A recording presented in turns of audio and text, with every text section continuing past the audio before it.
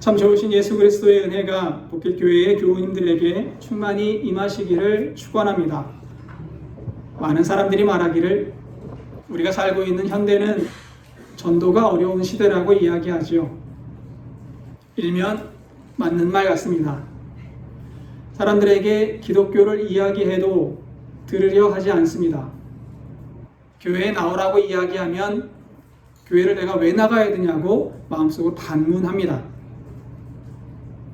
또 가서 예수 믿어야 된다라고 얘기하면 예수 믿는 사람하고 나하고 뭐가 다르냐고 항변하기도 합니다.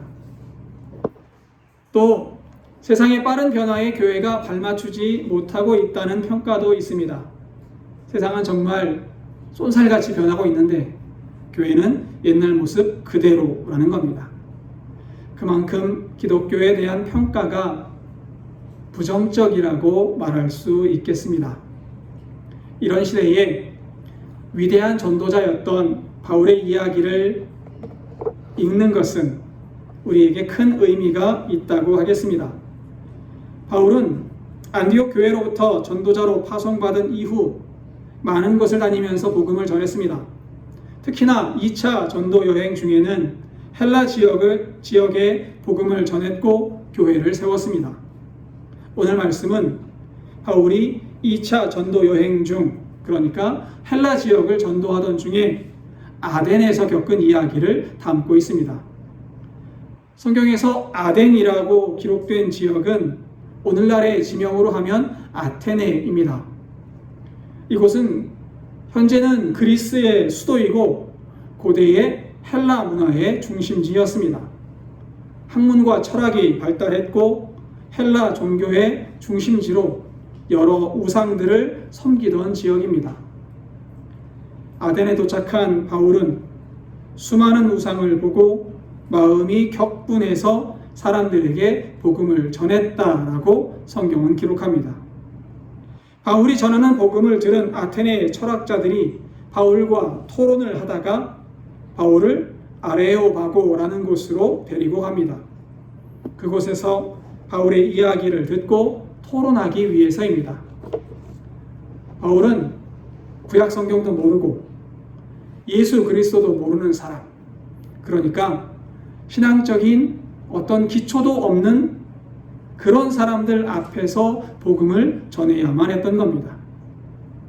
오늘 본문은 완전한 이방 문화 아래에 살던 사람들에게 바울이 하나님을 소개하는 이야기입니다. 이 이야기를 읽고 우리가 하나님에 대해서 조금 더 바르게 이해할 수 있기를 바랍니다. 또 바울처럼 예수님을 모르는 사람, 구원을 모르는 사람들에게 우리도 복음을 전하고자 하는 마음을 갖기를 바랍니다. 22절부터 읽겠습니다. 바울이 아레오바고 가운데에 서서 말하되 아덴 사람들아 너희를 보니 범사에 종교심이 많도다. 바울은 아테네 사람들을 부르면서 연설을 시작합니다. 아덴 사람들아 라고 말이죠. 앞서 말씀드린 것과 같이 고대 문화의 중심지로 로마, 알렉산드리아와 더불어 세계 3대 도시 중에 하나였던 곳이 바로 아테네입니다. 그만큼 아테네는 철학과 문학, 예술, 건축들이 발달되어 있는 모든 면에서 선진화된 도시였습니다. 그리고 그 안에 살던 사람들은 내가 아테네 시민이야, 내가 세계 최고의 도시에서 살고 있어 라는 자부심이 넘쳐났습니다. 아크로폴리스 언덕에는 상상도 할 수 없이 큰 건축물인 파르테논 신전이 있었고 아름다운 신전과 극장들이 아테네 곳곳에 질비하게 있었습니다. 그뿐입니까? 소크라테스, 플라톤, 아리스토텔레스, 이렇게 이어지는 서구 지성사가 시작된 만큼 아테네에는 유명한 대학들이 많이 있었습니다. 사람들은 아테네에 들어오면 그 규모와 위용, 아름다움에 자연스럽게 기가 죽곤 했습니다. 와, 이런 곳도 있구나. 와, 이곳에 비하면 내가 사는 곳은 정말 동굴과 같구나. 그런 엄청난 도시에 들어선 바울은 화려한 건축물이 눈에 들어오지 않았습니다. 아름다운 예술들이 눈에 들어오지 않았습니다. 철학의 거리가 눈에 들어오지 않았습니다. 바울의 눈에 제일 먼저 들어온 것은 우상이 가득한 도시에 살고 있는 사람들의 안타까운 모습이었습니다. 바울은 우상이 가득한 도시에 사는 사람들을 향해 말합니다. 당신들은 범사에 종교심이 많습니다. 종교심이 많다라는 말은 두 가지의 의미를 갖습니다. 첫째는 당신들은 종교적인 사람들입니다 라는 긍정적인 의미를 갖습니다. 여러분들은 참 신앙심이 좋군요. 여러분들이 믿는 신에 대해서 참 열정적인 사람들입니다 라는 의미를 갖는 말입니다. 그에 반해서 두 번째 의미는 당신들은 미신적인 사람들입니다 라는 뜻을 가지고 있습니다. 바울은 아테네에 있는 사람들이 우상에 빠져 있는 모습이 안타까웠지만 복음을 전하기 위해서 처음부터 그곳 사람들을 부정적으로 이야기할 수 없었습니다. 당시 아테네 사람들은 내가 최고의 도시에 살고 있다라는 자부심이 넘쳐났기 때문입니다. 그래서 선택한 단어가 종교심이 많다라는 말입니다. 아테네의 사람들은 바울의 말을 듣고 이 사람이 우리를 욕하는 건지 아니면 칭찬하는 건지 판단할 수 없었을 겁니다. 그리고 바울이 말이 이어집니다. 23절입니다. 내가 두루 다니며 너희가 위하는 것들을 보다가 알지 못하는 신에게 라고 새긴 단도 보았으니 그런즉 너희가 알지 못하고 위하는 그것을 내가 너희에게 알게 하리라. 아테네에 있는 사람들은 여러 신을 섬겼습니다. 하늘에는 하늘의 신이 있다고 생각했고 바다에는 바다의 신이 있다고 생각했습니다. 나무에는 나무의 신이 있고 풀에는 풀의 신이 있고 호수에는 호수의 신이 있습니다. 그만큼 신들은 각자 맡은 영역이 있고 그 영역을 다스립니다. 그러다 보니 사람이 생각할 수 없을 만큼 많은 수의 신들이 있다고 생각했던 겁니다. 많은 신들 중에 사람들이 알지 못해서 섬기지 않는 신이 있다면 그 신이 우리를 해코지하지 않을까 사람들이 걱정하기 시작합니다. 우리가 알지 못해서 섬기지 못했을 뿐인데 그 신이 화가 나서 우리에게 해코지를 하면 어떻게 하지? 그래서 생각한 것이 알지 못하는 신에게 라는 제단입니다. 사람들은 알지 못하는 신이라는 이름을 붙인 제단을 만들고 그 제단에서 제사를 드렸습니다. 바울은 여기에 착안합니다. 아테네 사람들은 여호와를 알지 못합니다.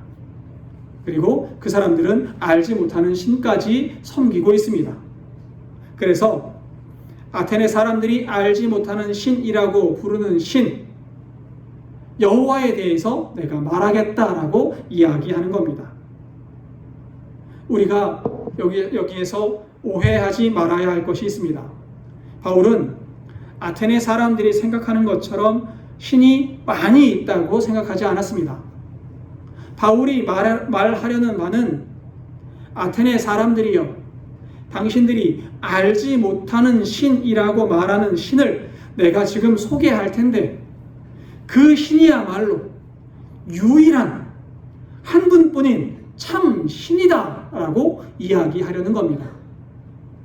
바울이 소개하는 유일한 신은 바로 여호와 하나님이십니다. 그리고 24절부터 31절까지가 바울이 하나님을 소개하는 내용입니다. 지금부터 바울이 하나님을 어떻게 소개하는지 읽어보도록 하겠습니다. 24절입니다. 우주와 그 가운데 있는 만물을 지으신 하나님께서는 천지의 주재시니 손으로 지은 전에 계시지 아니하시고 우리 여호와 하나님은 만물을 창조하신 분입니다. 해 하나님이 만드셨습니다. 바다 하나님이 만드셨습니다. 나무들 하나님이 만드셨습니다. 그리스 사람들이 아테네 사람들이 신이 있다고 믿는 그 모든 것들을 만드신 분이 바로 하나님이시다라고 바울이 소개하는 겁니다. 하나님께서 만드셨으니 이 세상 어느 하나도 하나님의 소유가 아닌 것이 없습니다. 하나님은 온 세상을 다 가진 분이십니다. 그래서 하나님은 사람이 손으로 지은 신전에 거주할 필요가 없습니다. 오히려 사람이 지은 신전은 하나님을 감히 감당할 수 없습니다. 하나님은 온 세상도 감당하지 못할 만큼 크신 분이기 때문입니다. 열왕기상에 보면 성전을 지은 솔로몬도 이 사실을 알고 이렇게 고백합니다. 열왕기상 8장 27절입니다. 하나님이 참으로 땅에 거하시리이까 하늘들의 하늘이라도 주를 용납하지 못하겠거든 하물며 내가 건축한 이 성전이오리이까. 솔로몬이 이렇게 이야기하는 겁니다. 온 세상을 다 합쳐도 하나님을 감당할 수 없는데 사람이 지은 이 초라한 성전에 하나님께서 거하시는 것은 말이 되지 않습니다 라고 말이죠. 반면에 아테네 사람들은 신전을 짓고 신들이 거기에 산다고 생각했습니다. 신을 신전에 가두고 있는 겁니다. 신은 여기에 있다. 여기에만 살고 있다. 그만큼 아테네 사람들이 살고 있는 신은 신전에 갇혀진 조그마한 신들일 뿐입니다.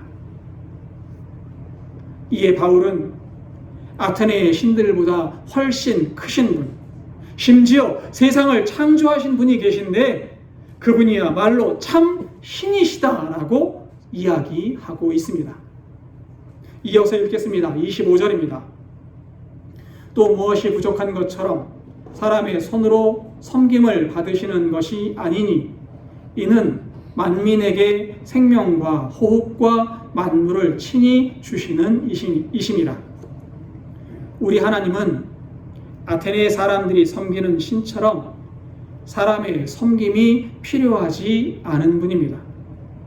우리가 섬기지 않는다고 하나님이 없어지는 것이 아니에요. 아테네의 신들은 사람이 섬기지 않으면 그들을 기억하는 사람이 아무도 없습니다. 신들이 사라질 수밖에 없습니다. 우리 하나님은 아테네 사람들이 섬기는 신처럼 사람이 섬겨야만 존재하는 신이 아니다. 그래서 우리 하나님이야말로 참 신이다라고 이야기하는 겁니다. 반면에 우리 하나님은 우리의 죄를 사하셔서 영원한 생명을 우리에게 주셨습니다. 우리가 살아있는 동안에도 우리의 길을 인도하시고 우리의 필요를 채워주시는 분, 그분이 우리의 하나님이십니다. 우리가 숨쉬는 공기, 하나님께서 허락하셨기에 우리는 숨을 쉴 수 있습니다. 따뜻하게 하늘에서 내려쬐는 햇빛, 하나님께서 허락하셨기에 따뜻한 온기를 누릴 수 있습니다. 그 모든 것이 다 하나님께서 우리에게 허락하셨고 주신 것입니다. 우리 여호와 하나님은 사람의 섬김을 필요로 하시는 분이 아닌 스스로 존재하는 분이시고 오히려 하나님은 사람에게 생명과 은혜를 공급하시는 분이라고 바울은 이야기하고 있습니다. 우리 하나님 위대하신 하나님입니다. 세상에 있는 모든 것들을 만드셨고 소유하셨고 그것들을 우리에게 주시는 분이십니다.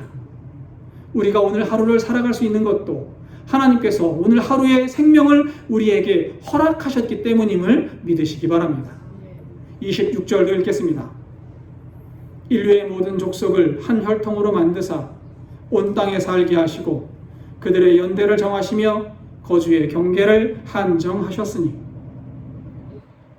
바울은 여호와 하나님은 온 세계의 통치자라고 소개하고 있습니다. 아무리 강대한 나라라고 하더라도 그 흥망성쇠를 주관하시는 분은 하나님이십니다. 하나님은 나라가 흥할 때와 망할 때, 강할 때와 약할 때를 계획하시고 실행하시는 분이십니다. 당시에 가장 강한 나라 로마 역시 하나님께서 한번 입김을 바라시면 망할 수밖에 없는 그런 나라일 뿐입니다. 하나님께서 다스리시고 하나님께서 주관하신다는 거예요. 우리가 살고 있는 나라, 이 대한민국 역시 하나님께서 주관하고 있는 줄 믿습니다. 또한 각 나라의 영토를 배정하시고 나라가 그 영토 안에서 살아가도록 하시는 분, 모든 나라를 다 주관하시고 모든 나라를 다 역사하시는 분, 그분이 우리의 하나님이십니다. 반면에 그리스 사람들은 각 도시마다 도시를 수호하는 신이 있다고 생각했습니다. 그 도시의 신에 따라서 도시가 흥하기도 하고 영토가 넓어지기도 한다는 겁니다. 신은 그 도시에 갇혀 있었던 거지요. 그러나 우리 하나님은 한 도시, 한 나라를 주관하는 하나님이 아니십니다.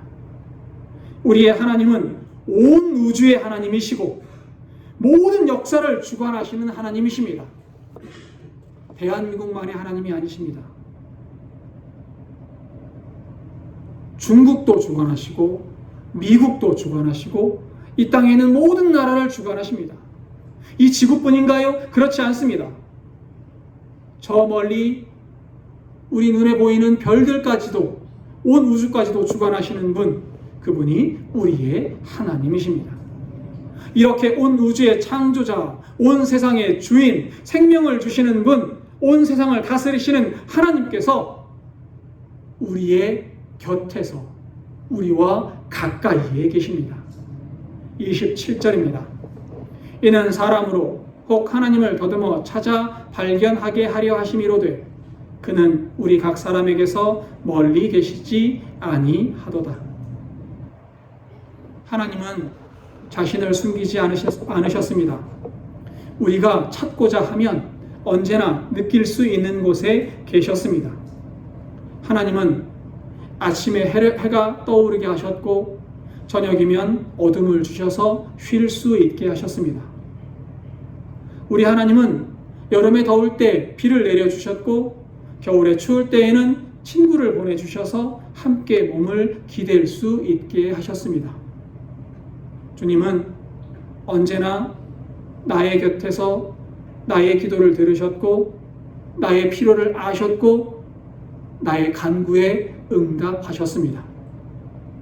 그만큼 나를 돌보시고 나를 지키시는 분이 우리의 하나님이십니다. 우리가 눈을 열기만 하면 하나님을 느낄 수 있었고 하나님을 만날 수 있었습니다. 이 사실은 아테네에 있는 이방인들도 느끼고 있었다라고 바울이 이야기하는 거예요. 그리고 28절과 29절입니다. 우리가 그를 힘입어 살며 기동하며 존재하느니라. 너희 시인 중 어떤 사람들의 말과 같이 우리가 그의 소생이라 하니 이와 같이 하나님의 소생이 되었은즉 하나님을 금이나 은이나 돌에다 사람의 기술과 고안으로 새긴 것들과 같이 여길 것이 아니니라.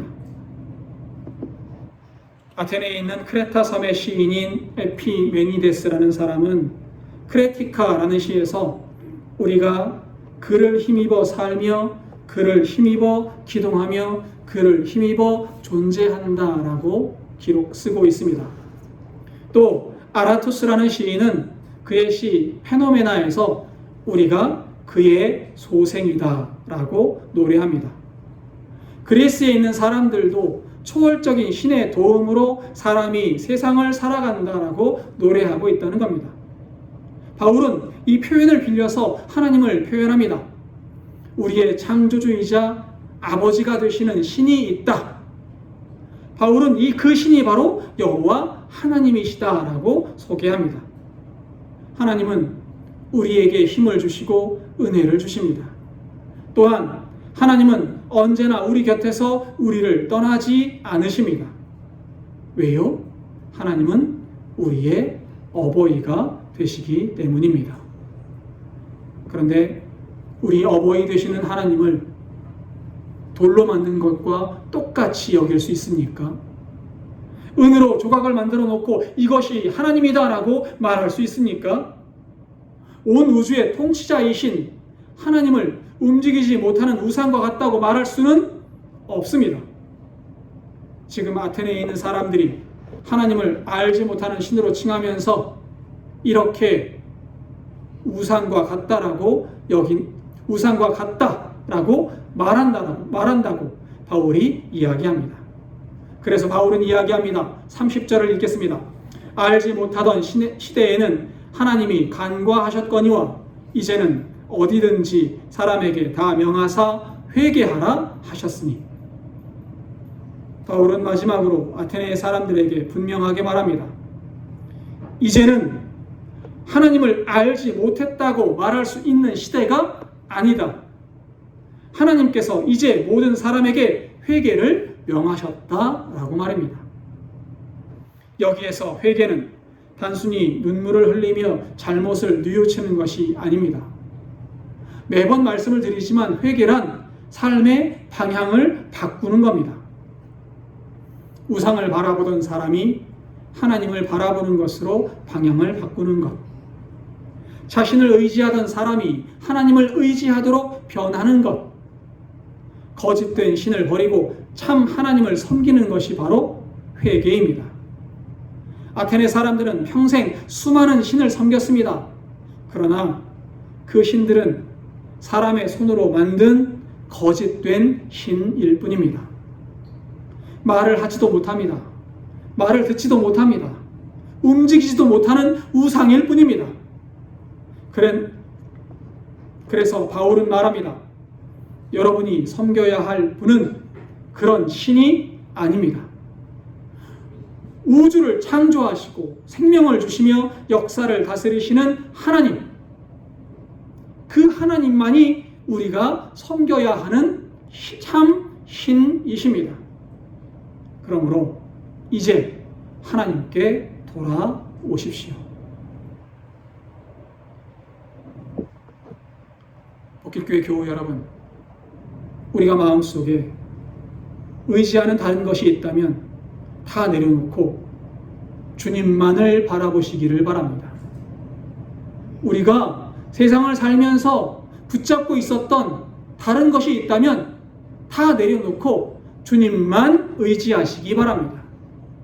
주님만이 우리를 생명으로 인도하시고 주님만이 우리의 참 하나님이십니다. 그렇다면 바울은 왜 이렇게 회개를 이야기하는 걸까요? 31절입니다. 이는 정하신 사람으로 하여금 천하를 공의로 심판할 날을 작정하시고 이에 그를 죽은 자 가운데에서 다시 살리신 것으로 모든 사람에게 믿을 만한 증거를 주셨음이니라 하니라. 바울은 천하를 공의로 심판하실 분이 오실 것이기 때문에 회개하라고 이야기합니다. 예수 그리스도가 다시 이 땅에 오셔서 세상을 심판하신다는 겁니다. 사실 지금까지 바울은 예수님의 이름을 직접 말하지 않았습니다. 먼저 하나님이 어떤 분인지를 설명했습니다. 그리고 마지막에 하나님께서 세우신 심판자가 계신다라고 말합니다. 하나님께서 세우신 심판자가 누굽니까? 예수 그리스도이십니다. 그렇다면 예수님께서 심판주로 오실 것을 우리는 어떻게 확신할 수 있습니까? 예수님은 십자가에 죽으셨고 죽은 자 가운데에서 사흘 만에 부활하셨기 때문에 우리는 예수님이 심판주로 오실 것을 믿을 수 있습니다. 예수님께서 죽음에서 살아나셨다는 것은 그분이 하나님의 아들이심을 증명하는 사건이기 때문입니다. 또한 하나님께서 예수님을 온 세상의 주와 온 세상의 심판주로 세우셨다는 증거가 되기 때문입니다.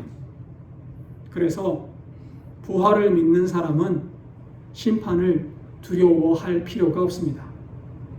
심판주가 우리의 구원자이기 때문입니다. 예수님께서는 십자가에서 우리의 죄를 대신 담당하셨고 부활하심으로 죄와 죽음을 이기셨습니다. 그러므로 누구든지 그분을 믿고 회개하는 사람은 심판이 아니라 생명을 얻게 됩니다. 그래서 바울이 이야기합니다. 아덴 사람들이여, 지금 당장 회개하고 우리 주 예수 그리스도에게로 돌아오십시오 라고 말합니다. 사랑하는 복결교회 교우 여러분, 오늘 말씀은 2000년 전 아테네 사람들에게만 주어진 말씀이 아닙니다. 오늘 우리 시대에도 수많은 알지 못하는 신이 있습니다. 사람들은 하나님은 믿지 않지만 돈을 믿지요. 사람들은 하나님을 믿지 않아도 권력을 믿습니다. 사람들은 자신의 능력을 믿고, 어떤 사람들은 건강을 최고의 가치로 여기고, 어떤 사람은 자녀를 삶의 전부로 삼습니다. 물론 돈 필요합니다. 건강 중요하지요. 가족 소중합니다. 그러나 그것들이 하나님보다 앞서게 되는 순간 그것들은 우상이 될 수밖에 없습니다. 우상은 사람의 손으로 만든 것만을 말하는 것이 아닙니다. 내 마음을 가장 많이 차지하고 있는 것, 내가 가장 의지하는 것이 곧 나의 우상이 될 수 있음을 기억하시기 바랍니다. 그래서 바울은 이야기합니다. 우상을 버리고 참 신, 참 하나님께 나아오십시오 라고 말입니다. 바울이 아테네 사람들에게 알지 못하는 신을 알려준 것 같이 오늘 우리에게도 바울과 같은 사명이 있습니다. 사람들은 하나님을 모르기 때문에 하나님을 믿지 않는 경우가 많습니다. 교회를 오해하고 복음을 오해하고 예수님을 제대로 알지 못합니다.